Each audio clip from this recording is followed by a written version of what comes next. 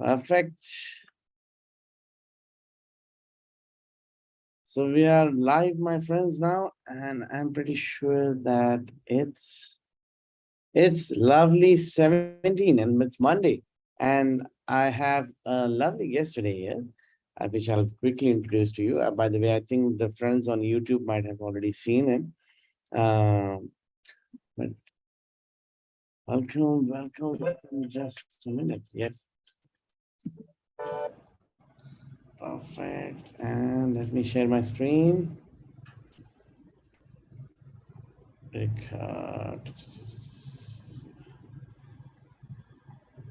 Slideshow. Oh my God.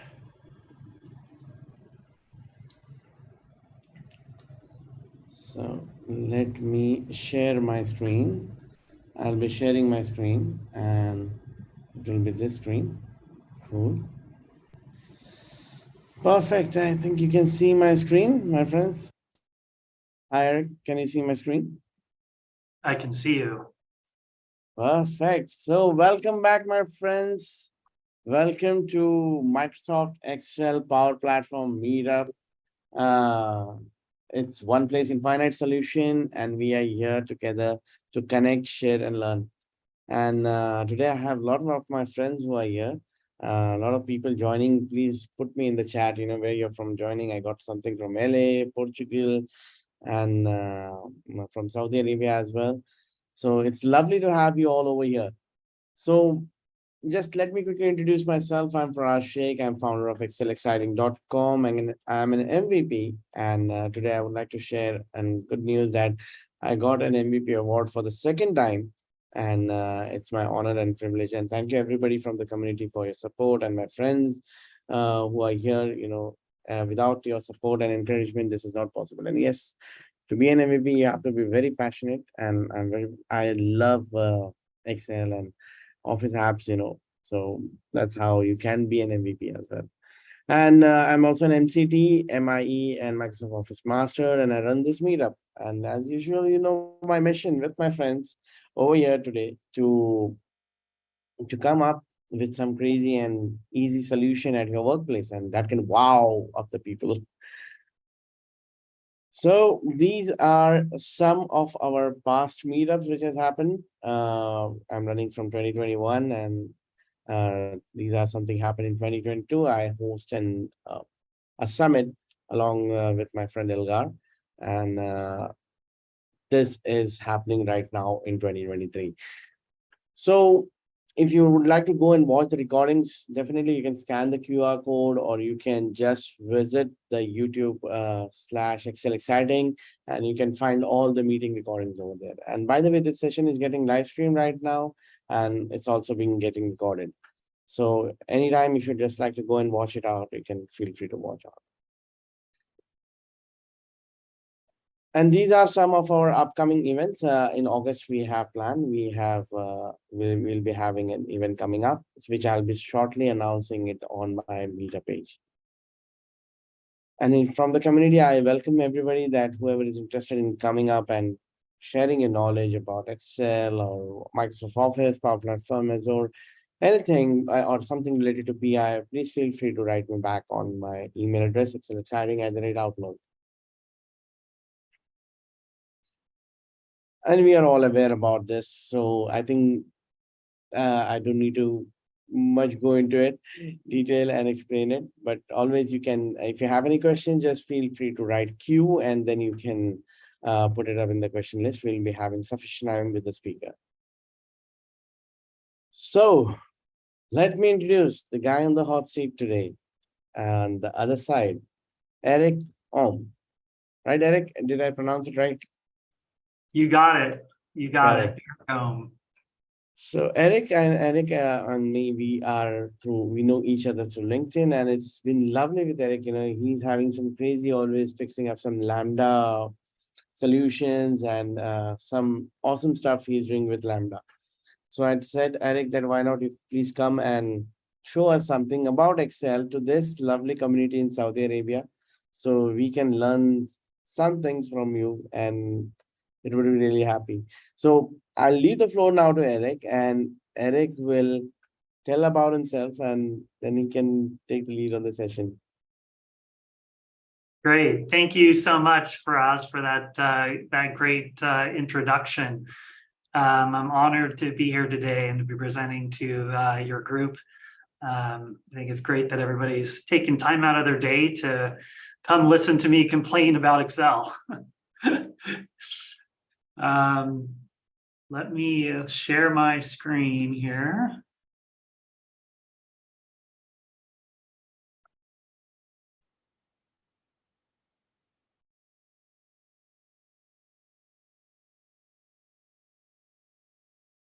All right. Can we see that? Yeah. Super. So this is a light-hearted rant because despite the negative tone of my title, I have the utmost respect for Microsoft, the Excel team, and I really feel like Excel is like the greatest productivity tool of all time. So you know, don't think that this is going to be all negative, because I'm a huge Excel fan, and this isn't intended to be a deeply technical analysis of Excel. This is more of a lighthearted, fun look at some of the things that I think a lot of us will can relate to in terms of Excel being annoying. So let's get started. So quickly, have a little short agenda here. Today I'm going to be touching on what makes Excel great, some of the areas it has room for improvement, and what I did to improve them. And then we'll touch briefly on the concept of microautomations, and we'll talk a bit about the future of automation. So first of all, my name is Erik Oehm. Some of you are probably wondering what makes me qualified to be here. So let's start with number one. I've done this before. 2 months ago, I did my very first speaking engagement for Celia Alves's meetup for the Microsoft Excel Toronto meetup. And it actually went better than expected. I am not a speaker in general, and I was really nervous, and I thought it could go horribly wrong, but it was actually quite well received. In fact, I'm almost famous on YouTube now. My presentation on microautomations now ranks as the 12th most popular of all time on Celia's Toronto meetup YouTube channel, at least. I also started my own YouTube channel. I only have one video, but and my son seems to think that it was a bit cringy, but I'm super close to reaching my stretch goal of 100 subscribers. So please check out my channel and subscribe, because one of you could be the 100th subscriber to my YouTube channel. My second qualification is that I use Excel as PowerPoint. And that makes me qualified because only real Excel super nerds do this. And in fact, I don't recommend it. Something will very likely go wrong in this presentation, and it'll be because I decided that I would be cool and use Excel as my PowerPoint. PowerPoint is actually much better at being PowerPoint than Excel, but this was way more fun. So, number 3, Excel is my life. Yeah, that sounds really dramatic, but ask my wife, she'll agree. I started using Excel in 1992 as my first job as an actuarial analyst. I was doing Excel 4. This is pre-VBA. I was converting Lotus 1, 2, 3 macros to Excel 4 macros.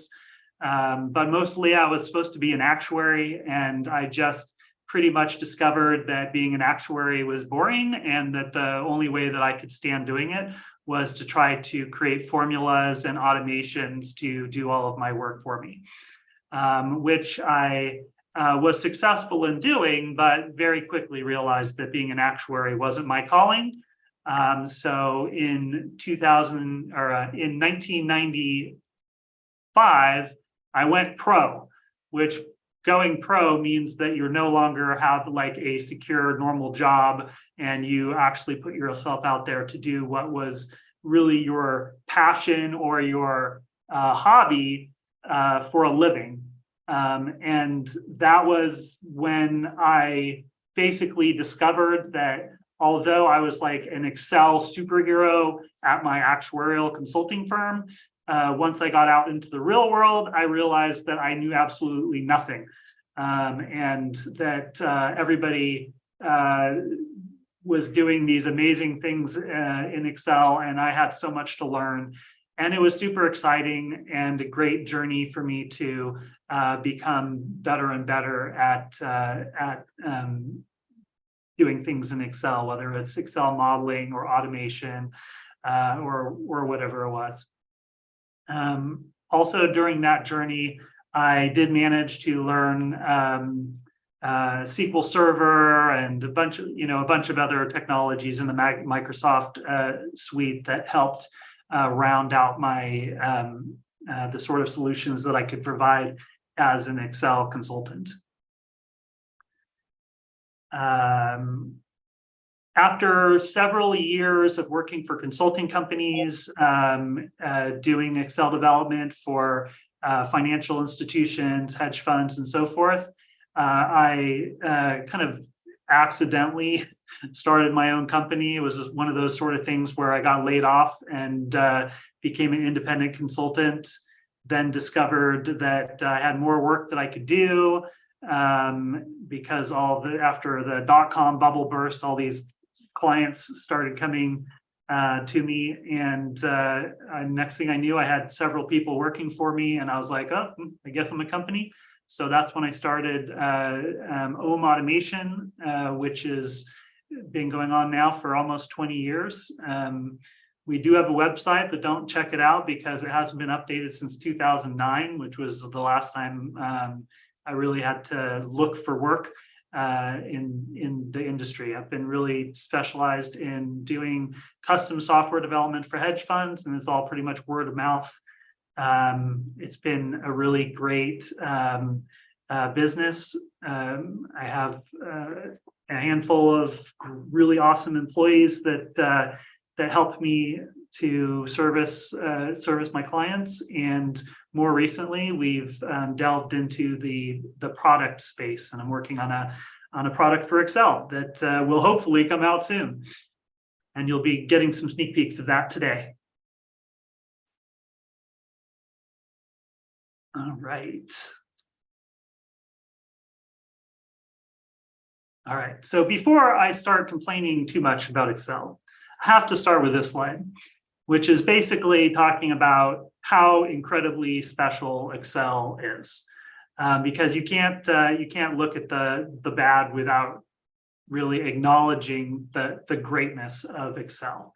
And I know I'm preaching to the choir here, but let's just go over a few things. Microsoft came out with Excel 1.0 for the Mac 37 years ago. I mean, that is incredible that any sort of technology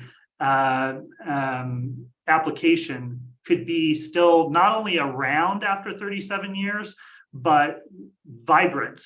Excel is a vibrant ecosystem. It's constantly changing and getting better. It's really incredible. And the testimony to that is the fact that some people estimate there's up to 1 billion monthly users globally. Now that's including online and Mac and people who don't even know what a formula is, but that's a huge amount of people. And it's pretty spectacular that that it's reached that level. The other crazy thing is that people are so excited about this application that they actually compete in these Microsoft Excel championship competitions. Recently they've been hosted on ESPN.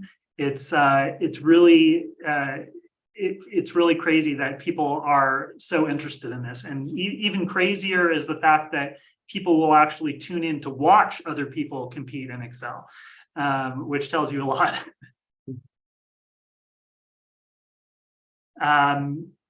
And as I was saying, Excel keeps getting better and better and better. This is not the same application that was around 37 years ago. I am a huge proponent of Office 365. The number of features that have come out recently is unbelievable. And so those of you that are still stuck in Excel 2016 or whatever, I highly recommend that you upgrade and get onto Office 365, because just about every month or two there's new features that show up, and oftentimes they're not little features, they're cool, exciting features. So I recommend keeping up to date on all of these cool features.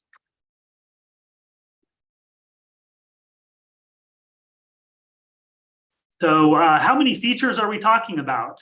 This is a common question that people ask, and it's like, if you think about how many features there really are in Excel, most people that you would ask would not get close at all. In fact, I tried to do a little bit of math on this and think about what all of the features are and how you would quantify it, and I just stopped counting, because it was in the thousands. I mean, it's literally thousands of features in Excel.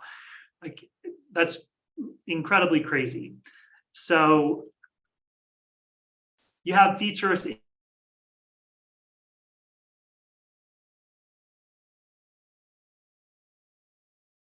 in the ribbons and the main M code functions. You have Power Pivot and DAX. You have VBA. You have a full Excel object model, and now you have Office scripts and Java APIs. It's like incredible. And those who master Excel can use these features to create dynamic, living, expressive, enlightening, and sometimes horrifying works of art that tell stories, predict the future, and affect the lives of millions. And for those that are super fast and efficient with Excel, their daily work becomes like getting paid to play a video game. And that's a lot of what I love about Excel is I feel like every day my work is kind of like playing a video game. So that's a pretty special application to have that much going on. So I have to actually kill this, or else it's going to go on for way too long. There we go. All right, so enough of the pleasantries. Let's get into some of the annoying features of Excel. So some of these are personal, I have to admit. Not everybody agrees with these, so if you don't agree, that's okay. But I want to start with one of my pet peeves, which is keyboard shortcuts.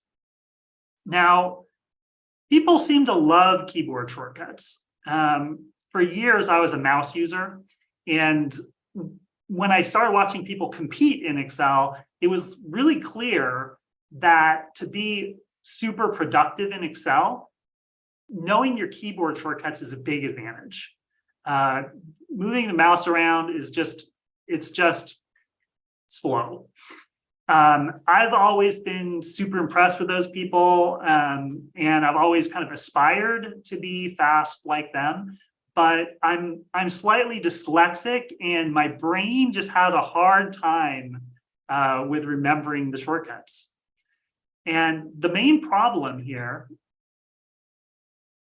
is most keyboard shortcuts make no sense. A lot of them are very intuitive. Control S for save makes sense. Control F to find makes sense. Even Control D, Control R to fill down, fill right. I have those. I've got those down. Control X, Control C, Control V, that just feels right. You know, like they're all next to each other on the keyboard. Everybody can understand those keyboard shortcuts. But there's also a lot of bad ones, in my opinion. I could go on on this, but I picked some. Control F3 to open the name manager. It just makes no sense. It's also right next to Control F4, which closes your file. Like, that doesn't seem like a good idea. Even worse, Alt F3 for creating a new named range. If you do Alt F4 by mistake, that tries to close Excel entirely. And I just can't remember. Is it Control F3, Alt F3? I can't remember. Kind of raises the question, why isn't Control Q for quit? Like, why would it be Alt F4 to exit out of Excel? Seems like a waste of a perfectly good keyboard shortcut slot. Instead, Control Q is actually for popping up the quick analysis panel, which really doesn't do anything except for require you to type more keys in order to run other commands. So it seems like it would make more sense for it to quit Excel, like Control Q does in a lot of other applications. Next up is Alt HLN to conditionally format. I don't know about you, but HLN for conditional formatting just like doesn't make any sense. I know that it has to do with the home tab, the home ribbon, and it's navigating through the ribbons. But for my brain, I just can't remember. I'm super impressed with people who can remember that kind of stuff, but that's not my skill set. Same thing with HOI. Alt HOI is auto fit column widths, and I always used to think, why couldn't it be like Alt AF or at least Alt AFCW for auto fit column widths? Something that when you say auto fit column width in your head, you can kind of type AFCW as you go. My favorite, though, is Alt APNL, which is how you launch the Power Query editor. Now, I am a huge Power Query fan. I think Power Query is like, I love Power Query. It's one of the best new features that have been added to well, it's not like anytime recent now. It's been around for a while. But to have to type Alt APNL in order to launch the Power Query editor seems kind of ridiculous to me. But Microsoft did improve this. They recently added support for Alt F12 to launch the Power Query, and people rejoiced. They're like, "Yay, Alt F12!" And I'm thinking, Alt F12, like, how in the world am I supposed to remember Alt F12? But I guess if you use it all the time, you can get better at that. But half the time I do like Control F12, and that brings up the file open dialog. It's like, it's very confusing. So my solution is a little different. It was my frustration with keyboard shortcuts that got me started working on a tool originally intended to help me learn keyboard shortcuts. It has evolved over time into being a full-fledged, what I call micro-automation launcher, and I call it OA Robot. You'll be seeing this in action, but I won't fire it up quite yet. Alrighty. The next most annoying feature to go over, and this is a doozy, merged cells. Now, I've done a lot of research on this feature, and here's what I've found. 9 out of 10 people I surveyed think merged cells are annoying. Now, actually, the 10th person in that survey was my mom, and she doesn't actually know much about Excel. So I think it's safe to say that everybody that has experienced merged cells thinks that they are annoying. This is like not super scientific polling, but that's what I've determined. So what's so bad about merged cells? Ugh, where do I even start? First of all, you can't select the columns you want. If you have merged cells in the way, you do control space to try to get your entire column selected, and it selects these extra columns. Obviously, ones that you don't want. There are a number of features that just don't work because of merged cells, and I put some little examples of errors that you get in different situations off to the right there. But if you try to sort and there's some merged cells in the way, it causes problems. If you're trying to insert columns, things don't work right. It's filtering. If you have data that has any merged cells in it, filtering doesn't work. It's just not good. Now, I'm an old timer in Excel, and back in the day, we had center across selection. And I thought it worked perfectly fine. You select some cells, and you go into your format, and it was one of a little bit difficult to find, but it was one of the horizontal alignment choices, and you can center across selection. Now, I admit it was pretty well hidden by Microsoft, and I'm not sure why they didn't just make it easier to find. But I kind of wonder if they made a mistake in not just improving center across selection somehow, rather than going full bore for merged cells. The other thing is that when you unmerge your cells, you lose your horizontal alignment. So a lot of people, the first thing that they do when they see merged cells is they unmerge them. But if they were nicely centered across things, or right justified even in the cells, then when you unmerge, it puts everything back to the left again, which obviously Microsoft wasn't expecting people to unmerge cells because they wanted to switch to center across selection. In fact, center across selection isn't even an option in the menu where you go to unmerge cells. So they really don't want you to unmerge cell. They really don't want you to center across selection for some reason.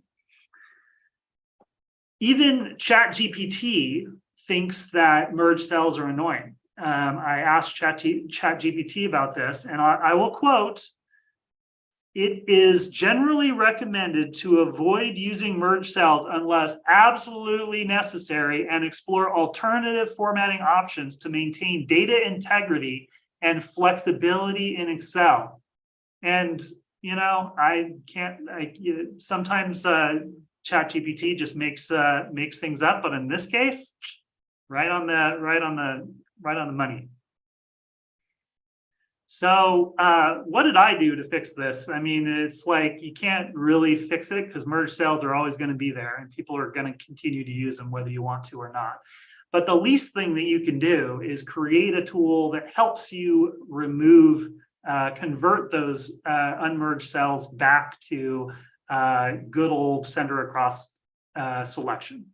So this is not a complicated macro, and for those that are interested, I'm happy to share the VBA for this.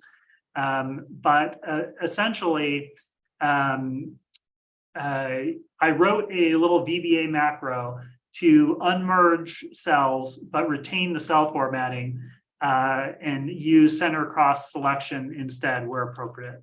I'll do a quick demo here.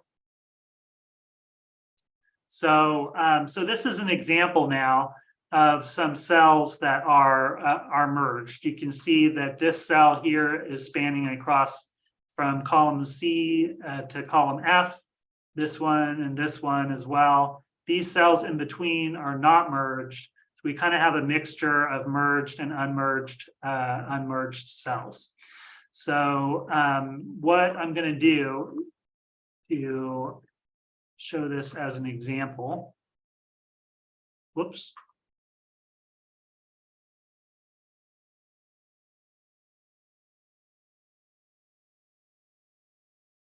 Okay. So, so first of all, there's lots of different ways that you can launch a macro. Because I don't like friction and I can never remember where my useful macros are, I basically registered this microautomation as a robot command in OA robot, which is this tool that I'm going to show you. So if you haven't seen this before, it's basically a little it's like a little search box with I have hundreds of microautomations. I call them robot commands in here, but you can think of it kind of like a quick access toolbar, but that's searchable and has kind of knows where all your macros are, and it just makes it easy to run things. So I'm going to, and you can type in very quickly, like if I wanted to do auto fit column width, I can just type the first letters of the words, or first couple letters of the words, and it's really fast and smart about finding. And you can kind of see off to the right, it says Alt HOI here. Originally, when I created this, I thought, you know, oh, I'll type into this search, and then I'll see that it's Alt HOI, and I'll try to remember that for next time so I don't have to use this tool in order to do it. I'll just use Alt HOI. It didn't help. I still don't remember all of the other keystrokes, but this is just kind of my little crutch in order to make it super fast. I originally built this for myself. It evolved over time. I kept adding more features and more features, and then I started showing it to people about a year ago, and everybody was like, you need to like make this available to people. So I've really been pushing hard to make this a product that people can get their hands on, and hopefully hopefully this summer it will be available. There'll be a free version that you can get a huge amount of value for from, and a cheap version that you can do just about everything else with. So that's the brief introduction to that. So I'm going to do unmerge cells by column, and I called it by column because when I unmerge cells, this particular one, I don't want to unmerge cells that are multiple rows. I only want to unmerge ones that are multiple columns. So if you see here, now that I ran that command, it unmerged these cells. And in this case, it applied center across selection, because that's what makes sense there. Here, it unmerged the cells and it left the value in the leftmost cell because it was previously left justified. But this one here, the merged cells, the value was actually in the leftmost cell, but when I unmerged it, it moved, it relocated the value to the rightmost cell so that you can maintain the visual, the same visual. I will say you have to be careful about this, because if somebody actually has data in merged cells and you do this, your references to the cell will still be looking at the leftmost cell. So you do have to be careful about how you handle this. But but the nice thing is you can pretty quickly convert merge cells to so that they without losing the look and feel of what you're trying to do. And to be honest with you, there are times that I do use merge cells. It's just most of the time that they are very annoying. All right, let's move on to the next one. All right, let's talk about working with named ranges. Now, I'm assuming most of you are aware of named ranges and probably use them. Some people like them more than others. I'm a big fan of named ranges. I really think that they make your formulas more readable. They help label what's in the model that's important. There's a lot of benefits to named ranges. There's different kinds of named ranges. There's global named ranges. That's a range that named range that you can access from any of your sheets. So it's one name for the entire workbook. There's local named ranges, which are naming a cell on a specific sheet. The nice thing about a local named range is you can have the same name on another sheet and it could refer to a cell on that sheet. And so that's, and then if you have a lot of named ranges that really only apply to one sheet, you can kind of keep them, constrained to that one sheet so that you don't see all of those named ranges when you're in other sheets if they don't make sense to be seen. So I am a big proponent of named ranges, but working with named ranges is somewhat painful. To name a range, you can select your cell and you can just type up here. This is the name box, but that does require taking your hands off your keyboard and moving up here and clicking on this box. When you type in a name in here and name this cell, most of the time you're going to name it something pretty similar to what's like right next to it. So it's kind of like you're retyping something that's already in there. So if I want to call this interest rate, I would type in interest rate up here without the space. When you type in a named range up here, by default, you're creating a global named range, not a local named range. In order to make it a local named range, you have to include the sheet name in front of it with an exclamation point. And to make things worse, if that sheet name has spaces or special characters or whatever, then you have to put the named range, the sheet name in single quotes. So it's not very user-friendly. You can also create named ranges using the insert names dialog, this guy here.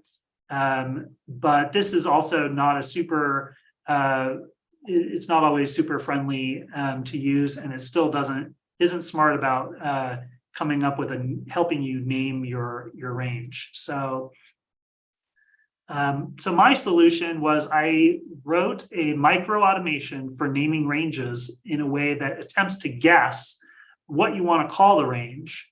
And I can create them either as global or local named ranges. So for example, I have this 5.5% here selected. I can bring up OA robot and I can type in name range. So all I typed was NR, and it was smart enough to figure out that that's create global named range. So I hit enter. Now it's going to guess what I want to call that named range. In this case, it's calling it interest rate. I have a little algorithm. It kind of like looks up and looks to the left, tries to figure out, what's around it and what might make sense. And then it removes those special characters so that it doesn't try to suggest a name that doesn't work. So all I have to do is just hit enter and I'm good to go. And then if I go down to this next one, I can just hit F4, another brilliant keyboard shortcut. That's for repeat. So I just hit that one again. For this one, it's naming it loan term years. It didn't, it knows that you can't have parentheses in a named range, so it takes those out. It capitalized the Y just because it's going to be next to another word. Just has some kind of smartness about it, like that.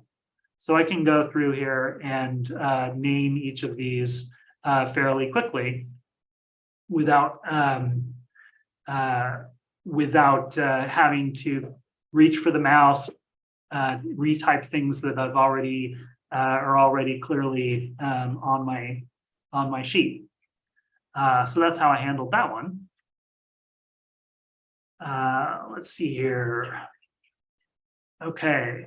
Another annoying thing about these guys is the names don't dynamically resize by default. So so here I have a sequence function. The sequence function is using that total term years that I just created over here. Oh, that's another feature that I added, which is that when you name a cell, if there's other if there's formulas that are referring to that cell without the named range, it will substitute the cell reference for the name that you created, which is great when you're cleaning up somebody else's spreadsheet and they didn't use any named ranges. You can go through and name things, and it'll fill in those names. I know that there's certain people though that hate named ranges, and like they actually have macros that go through and remove all of the named ranges. So that would be another great micro automation if that's what your preference is.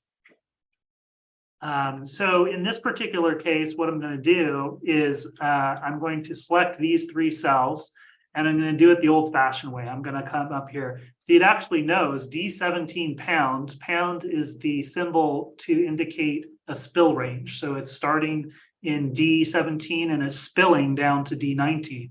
So when I name this, I'll call this bad years.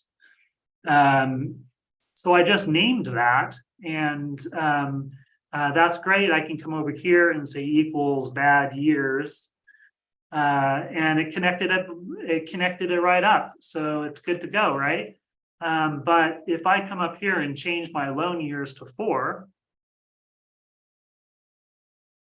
this automatically adjusted, but this formula over here didn't. So so that's just like not cool. And I believe that there are some features that are just coming out, or maybe they're in beta, that improve this behavior. But the way that I have it set up is if I select this range and I use my way of creating the named range. Now, if I come over here and say equals year, now I have 4. If I come up here and change this to a 5, it automatically expands. The reason for that is that when my version creates a named range, it recognizes that this is actually a spill range, and in the definition of the named range, it refers to the range using a pound sign rather than using the cell reference, which is the right way to do it. It's just it's a real pain to do that in currently using the name manager. So that brings us to the next one, which is editing named ranges is also a pain. So so in that case that I was just referring to,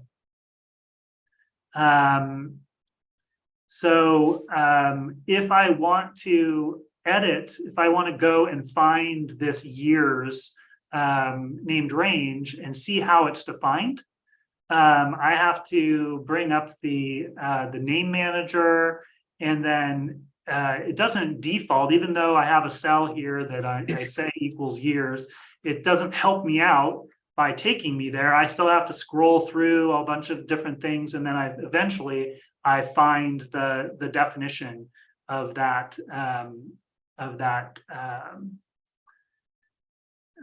named range. So if I look at this bad years, you can see that this one is referring to D17 to D19. So just to like show you how annoying this this feature is, if you click down here in this edit box and you think, okay, I'm going to extend this now to be all 5 of these, what did it just do? It just like inserted some stuff in the middle of the formula. So now I've got two different formulas in here. It's like if you move your cursor around, like weird things happen. It's just this is just like a nightmare. And the funny thing to me is that this has been like this for as long as I can remember, probably since the beginning. Very little changes have been made to this name manager over the years and made to improve how this works. I actually have this like suspicion that very possibly the Microsoft folks have lost the source code.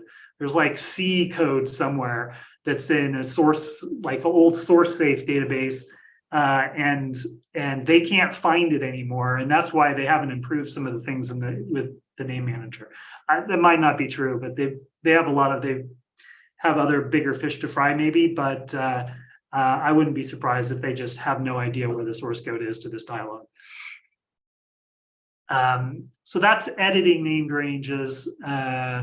So what did I do about this?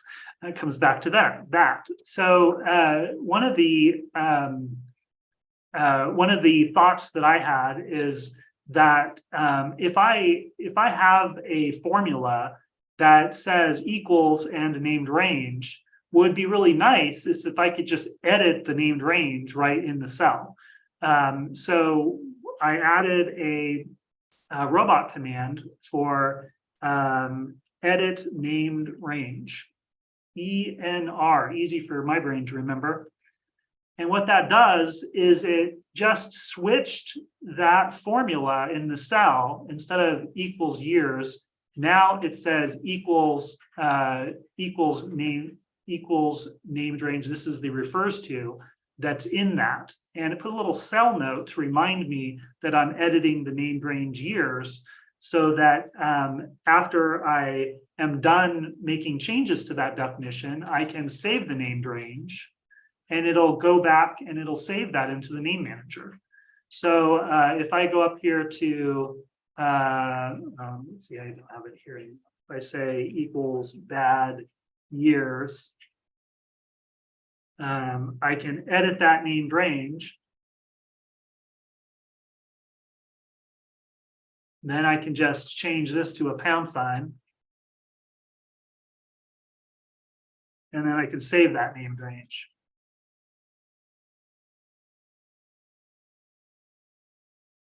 Now, my named range, even the bad years, is easily fixed. So that's another improvement that I made to make some of these features a little less annoying. Yeah.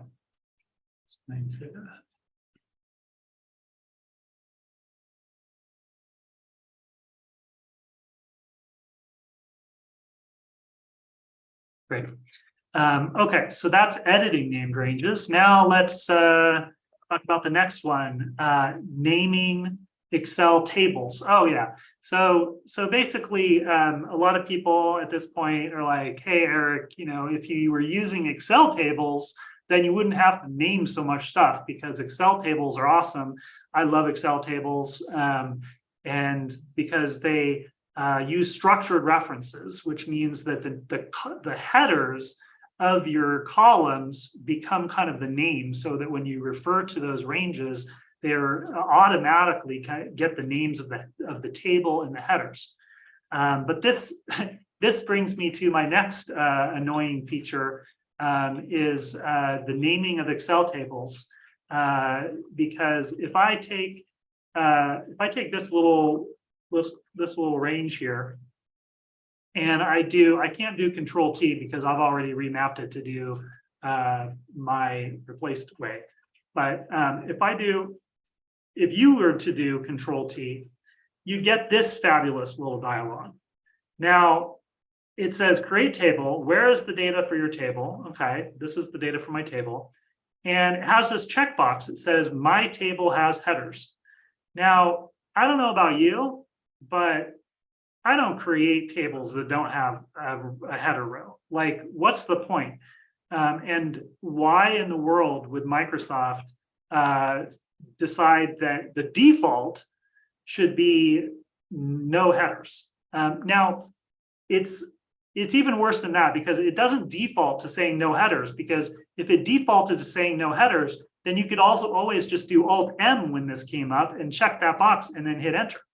But it actually guesses whether you have headers or not. In this case, it guessed that I don't have headers because the characters underneath the first row are text. If it was group and it said 1, 2, 3, 4, it would have had this checked. So you can't be fast and name your and create a table, because you actually have to look to see, did it check this box right? Super annoying. But then what's even crazier, and Microsoft, if you're listening, this would be doesn't seem like it'd be super hard to add this, but the whole point of Excel tables is that they're named, so that when you refer to them in other places, then they'll have these nice structured names. Your columns get named automatically, but when you create this table, when I create this table, I have to tell it to include the headers. It creates this nice little table, but I have to go over to this other tab that mysteriously shows up. And this one's called table 10. So what happens, because the dialog doesn't ask you what you want to name the table or make any attempt to give it a good name, you end up with 20 tables in your workbook that are like table 11, table 22, table 17. And they have these great names for the columns, but you have no idea which table is which. So so basically what I did for this one is group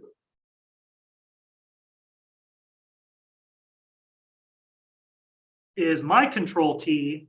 Instead of asking you a question that, of course, the answer is yes, I want headers on my table, it instead asks you what you want to name it, and it gives you a default. It gives you a default name, but you can also name it whatever you want. So TBL group, and now it's named so that going forward, when I refer to this over here, I get this nice, readable table name. So, so that's the next one there to mention. All right, so let me see here. Where are we?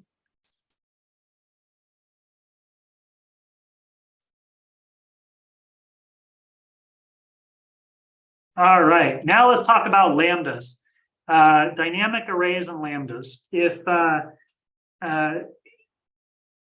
I'd like to say that dynamic arrays and lambdas are new, but they've really been around for a while now. It's been like 1.5 years since they've become available to most people, and they were around even a year or two before that in beta.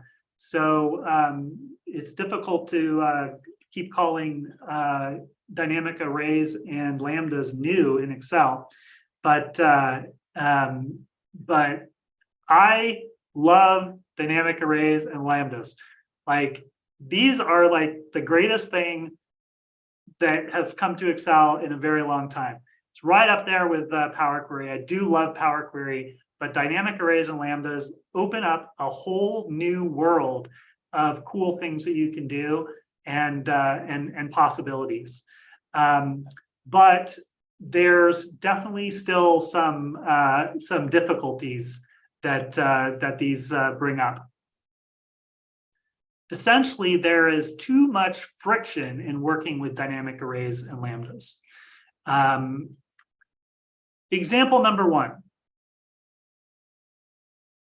Excel really needs a better formula editor built into Excel. Now, I am a fan of the advanced formula editor, which is no longer called the advanced formula editor. But it's Excel Labs in the Office add-ins, and you get this this side panel over here that makes it so that you can do things with formulas.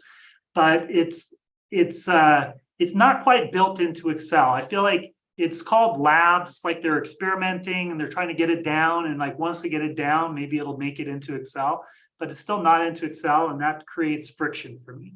If I go into another workbook, this won't be here. It's not there by default. I have to like go to my home and then go to Excel Labs and click on something to have it go up. I have to do that in every workbook that I open.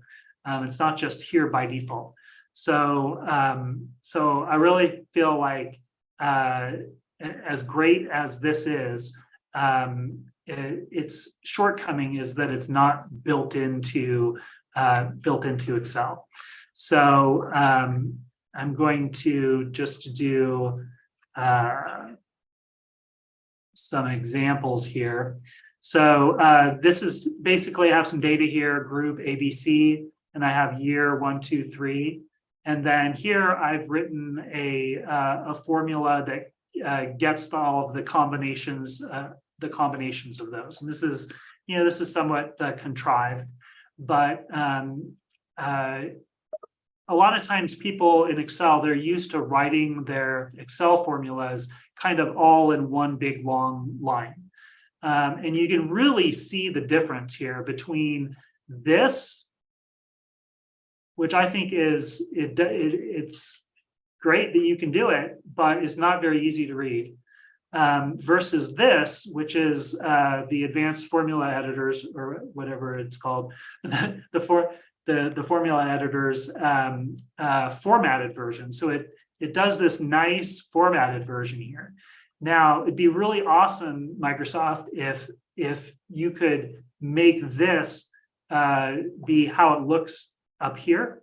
I'm sure it'll get there, but right now it's not how it works. So, but you can copy this, and I can paste it up here and replace this one. So, so now I have the formatted version in here, but this is what I see. Let open paren. So if somebody that doesn't know that you can put in carriage returns, line breaks in your Excel formula, goes in here, they're going to look at this and be like, equals let open paren? How can that even work? That doesn't even look like it could work. So this is one of my pet peeves about these Excel formulas. The formula bar is that it doesn't automatically resize to be the right size. Now,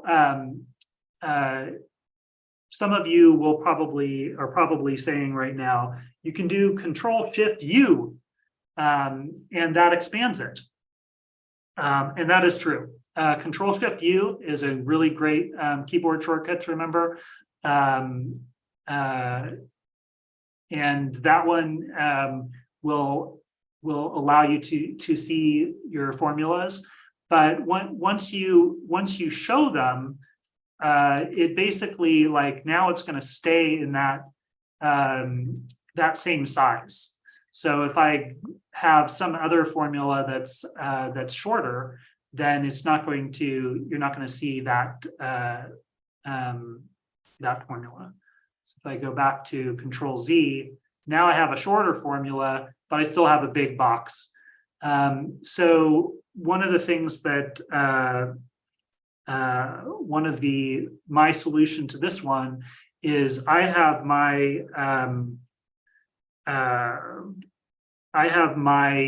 a little microautomation for toggle formula bar. So my toggle formula bar is similar to oh, that's not even the right one. That just toggled the visibility of the whole thing. What is it? Auto fit formula bar.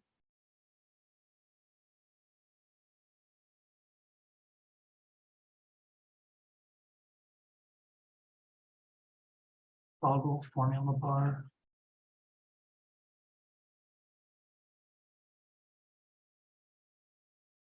I'm not even sure because I don't normally look it up that way because I have it programmed to be my control U. So the idea is that depending on how long your formula is, it actually auto fits the size to be to fit whatever the size of your formula is.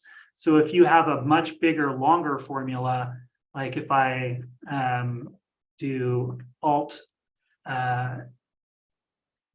Enter in here, and I make this 3 lines, that when I do Control Shift U, it doesn't make it as big. So that way, it only resizes the formula bar to be about the right size for whatever the formula is that you're working with. All right, moving right along. Example 2. All right. Yeah, so this is an example here of kind of the algorithm. I'm going to get rid of this. The logic that I was going for in pulling together all of these combinations. So when I develop a let or a lambda, I wish that I could say that I was like Bo or Diarmid, and I can just go into one cell and just keep typing and typing and typing until I hit enter, and it's just like I'm done and I have this amazing creation. But I'm very visual and I like to see all of the steps as I go. So one of the things that I was doing for a long time that I thought was super inefficient is I would write my formulas kind of in parts. So here I had group and I had year. And so I transposed those over here. And then here I did kind of a concatenation of the groups with these transposed ones, and that gave me this. And then as my last step over here, I converted that to be one column using the toCall functions. That's one of the new dynamic array helper functions, Office 365, buy it now. And so I go through this whole process, and this is a fairly simple example. I have to admit, I probably could have written this in one cell. But if this was a lot more complicated and I had a lot more work to show and so forth, in the end, what happens is you get your answer and you're like, yes, that's what I want. And then you're like, oh, crap. Now, how do I turn this into one formula so I can make a lambda out of it? And for a long time, I was doing this super annoying thing where, I have to basically go kind of piece together all of this, and I turn this into a let statement, and you have to trace back and figure out what all of the steps were and what to name things and stuff like that. I do a lot of dynamic arrays and lambdas, and that is just way too much friction for me. So I did add some microautomations to help me make that a little bit easier. And I will acknowledge that the advanced formula editor has since added some features to also be able to generate lambdas by selecting a range, and you select what cell is the final answer, and it'll kind of piece together. I commend them, and it's a pretty cool tool. But this level of sophistication and that I do is like way beyond what it can handle. So so I have my own version solution to this. So in this particular case, I'm going to run a command that is I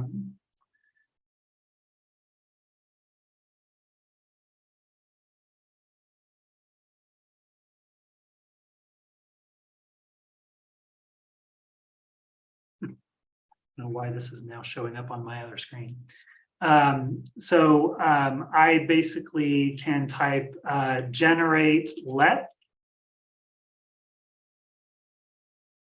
So I have generate let statement, and what that does is it traces through all of the precedence of that cell. Hopefully, there we go. And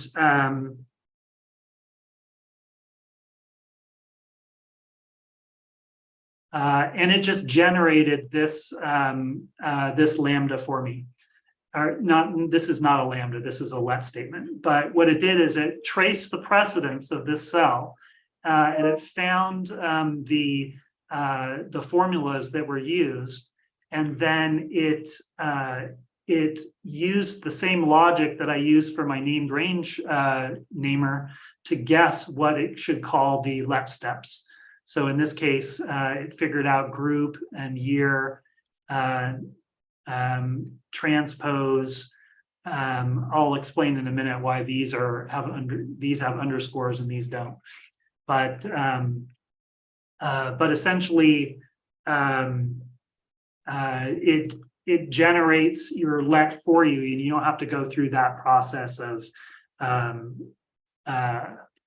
constructing all of that together. Similarly, if I go back to it being to call this, I can also run generate lambda statement.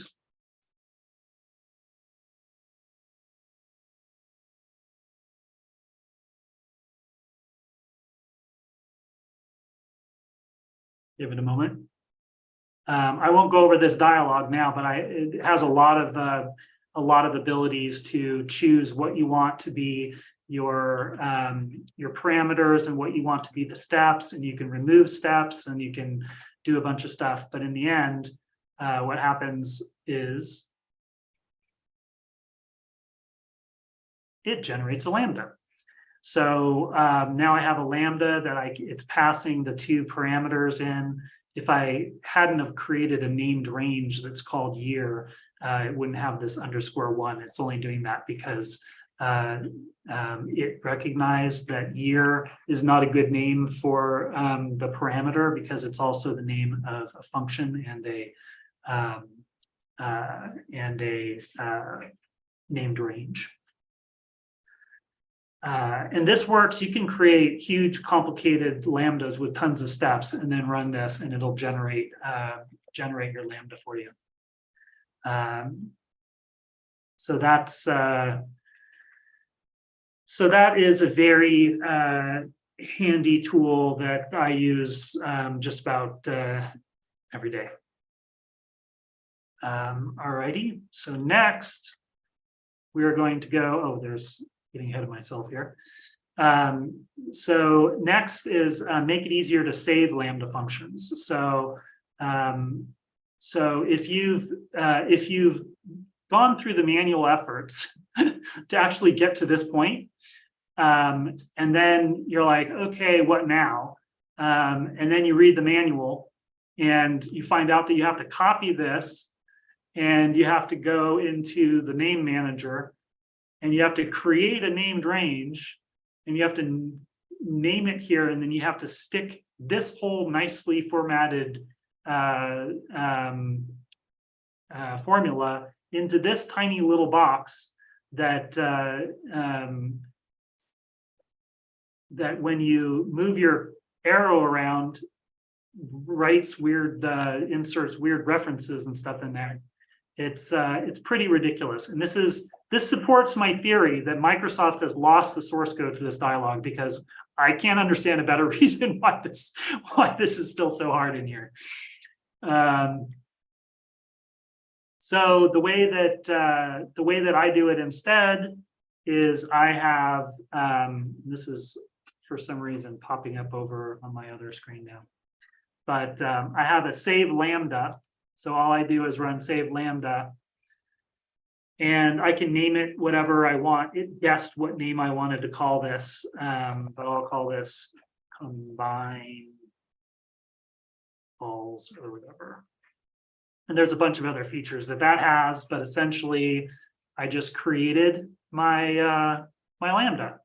So now it's called combine calls, and I didn't have to go into another editor or do a lot of you know, weird little things. You can do this very, very quickly. The next is make it easier to edit lambda functions. So once you have a cell that has a lambda function in it, this is where without this you have some choices. The best choice right now for you is to go into Excel Labs and you can see your lambda here. But this doesn't actually, just because I have my cell in you know, with this selected, this does not give me the ability to edit the lambdas. I still have to go find that lambda somewhere and then go edit it. And then after I make the changes to that lambda, when I have to sync them back over here in order for them to end up back into the workbook. So, and then when I have this panel open, it's also kind of taking up space on my screen.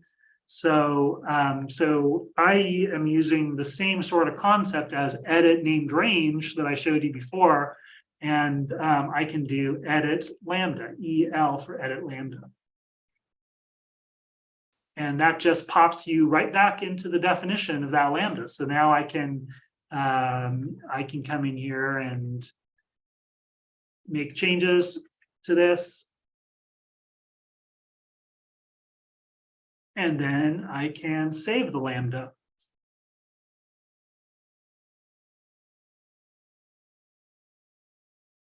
And it goes back. So you can very quickly, where any place that you are that is using applying a lambda is where it makes the sense to edit it. So that's basically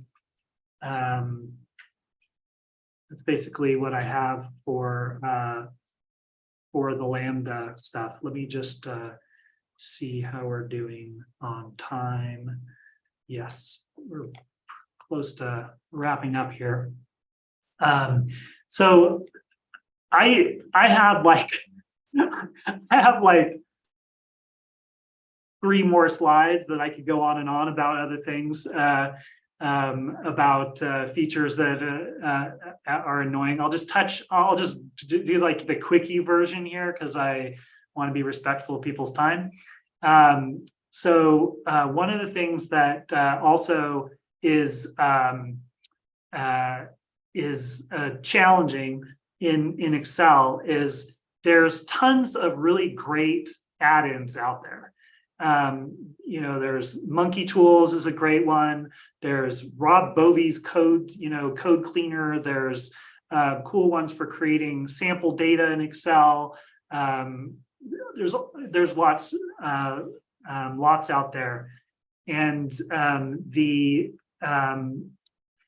trouble is that the more of those add-ins that you put into your Excel, the more likely it is that something will go wrong in Excel, and you're like, I don't know which add-in is causing this problem, but I'm just going to uncheck all of them. So the great extensibility offering that Excel has to have all of these great features in Excel is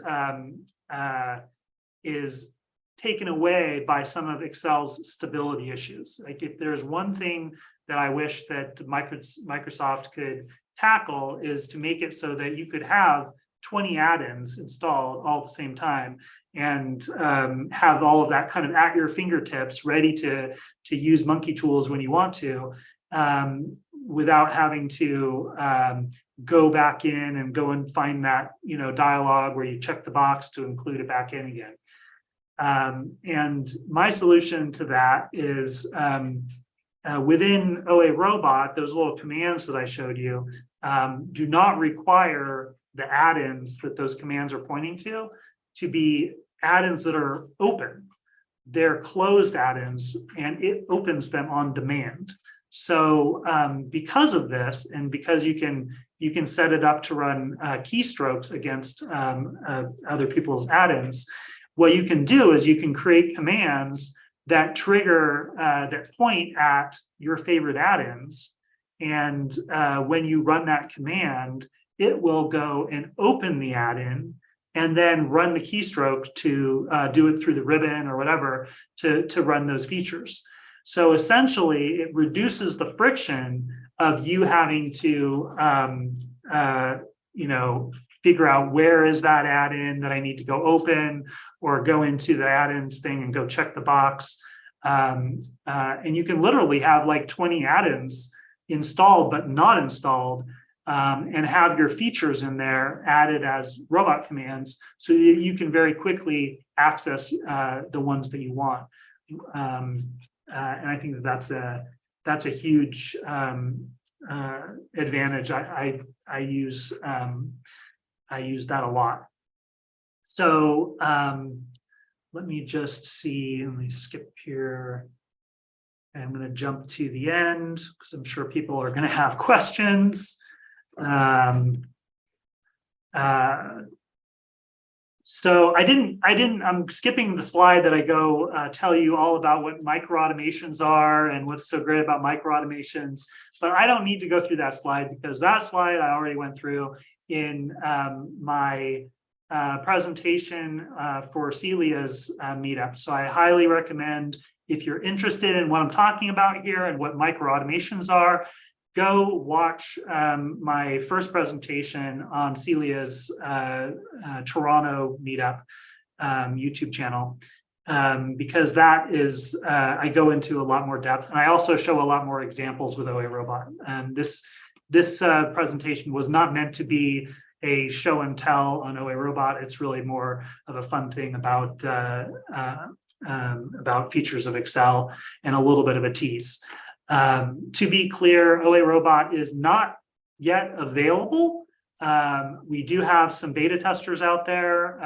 So I'm getting feedback, and we're making improvements, and we're trying to get it out to people. So we will be eventually opening it up to more beta testers, and then eventually open to the public. If this is something you're interested in, please check out the website, oarobot.com. It's just a splash page where you can put in your name and your email address and request to be notified when it becomes available. And there's a checkbox there. So if you are interested in being a beta tester, then check that box. And when we get to the point where the public, we're getting close to the version that we're going to put out for people. If you want to participate in running this through its paces, I'd love to have the help. I'll also say follow me on LinkedIn, YouTube, Twitter. I'm not a big social media person, so don't expect like a huge amount of postings, but when things start to happen, there will be more activity. I'm at Excel Robot pretty much everywhere. Just a note, even though OA Robot, so far you've kind of seen it doing things in Excel, it's very much designed to do things outside of Excel and interact with the rest of the world too. So, I use it a lot for interacting with websites, so I can very quickly open a ticket in Jira, and it pops open Jira, goes to the right site, clicks on some things to create a new ticket, puts your cursor in the right place so you can just like start typing. I even have one for booking a haircut. I don't use it very often, but goes to the Petaluma Hair Company and jumps right into where I can get my appointment with Max. So in addition to that, it has connectors for things like REST APIs. These are things that are probably not going to be in the first release or part of the enterprise version. That we do have clients that are using this that are basically using the enterprise features. It'll be a while before those are available to the public. But you can do all kinds of really cool stuff using REST APIs. Almost everything nowadays has a REST API, and being able to tap into that gives you a lot of power. ChatGPT, OpenAI has an API, been doing some really fun, cool stuff with that. And then in addition, you can also tap into other programming languages, F#, C#, Python, PowerShell, AutoHotkey, all kinds of stuff that you can tap into and run code just with a couple keystrokes, like you were seeing before. Some of those are in the enterprise version. Some of those are haven't added Python yet, because there's all kinds of really great tools already for Python. But AutoHotkey is in there, and it's great. If you don't know what AutoHotkey is, you should definitely check it out. So that's my presentation. I hope that this all made sense, and you don't hate me for being so annoyed by these features of Excel. And this would be a good time to open it up for questions. I'm also interested in hearing what other annoying features you all come to mind when you think of annoying Excel features, if we have time for that. Faraz, how are we doing on time? Yes, I think we are on right time now. I think we are about to, only 5 minutes you have. Then we can stay back still on Zoom, and yeah. we can. So if there's, I haven't been monitoring the chat. Are there any questions in the chat that I can answer in the next 5 minutes? People are talking about merges and some monkey tools, and there are volunteers you have already got for this lovely tool, and I myself also have registered it. So it will be really lovely, Eric. Cool. Yeah, it's exciting. I'm very excited about the future. There's the examples that I have shown you today are not what OA Robot. Those are not part of OA Robot. OA Robot is a micro-automation launcher that can launch anything. So it'll launch whatever macros you want it to launch, or whatever and it's not just macros, it's formulas, power queries, all kinds of stuff like that. So what's going to happen is people are going to, including me, are going to make these robot commands available to be shared. So little by little, I'll be releasing these workbooks that have macros in them, or formulas, or lambdas, or whatever, and all of those things will slowly become available so that other people can use those. They'll show up in your copy of OA Robot, but it's not like the stuff that I showed with editing lambdas and all that stuff, that's not OA robot. Those are just macros that I wrote, with help from my team, because I wanted them. And you might have your own macros that are specific to your business or specific to whatever it is you do on a daily basis. And those are the robot commands that you would want to have. So hopefully that makes sense. And I'm very happy once the recording stops. I'm very happy to answer a lot of more questions afterwards and show more screens and give you a little bit more detail that I'm ready to give at this point. So, but thank you very much, Faraz, for this opportunity. It was super fun getting to go through all of this stuff, and hopefully we'll be able to do this again sometime. Yeah, lovely, Eric. So, my friends, it's time to leave YouTube, but we'll be still back on Zoom. And so, as usual, thank you, Eric, for giving us this nice demo and showing that what you have done and what you're doing is really an excellent work. And we hope that we get our hands soon on that. And that was really lovely and showing us something about merge and those lambdas and those tricks on the lambda, which you have showed that how you can just build up through the let function. That was pretty amazing. I'll be very honest. I've been always been like creating my functions in this manner. Otherwise, I use a let function and I try to keep a result where every time I change the variable. But this is more appropriate. I would feel that you build your solution at one place in columns and then you want to merge, and that is what's really lovely, and that really wowed me up. So thank you, Eric. So, but as usual, you are very much aware about the meetup drill. How we do it over here is that any last words, Eric, and then we can sign it off from YouTube, but we'll be still back on the Zoom.